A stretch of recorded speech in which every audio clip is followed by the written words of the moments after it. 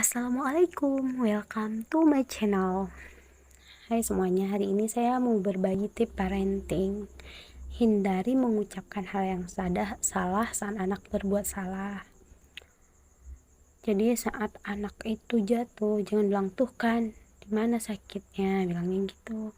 Terus sepeda juga lagi bersepeda, kadang-kadang dijatuhin ini kayak gitu, terpingkal. Sepedanya nakal ya, bapak pukul nanti sepedanya. Jangan bilang gitu, hati-hati sayang bawa sepedanya gitu. Ini lagi ini tepat dah. Sudah, nggak usah nangis, nggak sakit, nggak boleh kayak gitu. Sakit nggak apa-apa, nangis aja gitu. Hindari kata awas, jangan nanti jatuh gitu. Kan jatuh.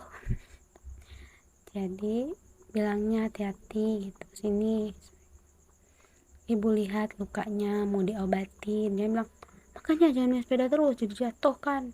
Dia bilang kita besok bawa sepedanya hati-hati ya sayang, jadi biar nggak jatuh gitu. Jadi sekarang yuk kita ubah komunikasi yang benar, karena cara komunikasi kita akan berpengaruh untuk tumbuh kembangnya.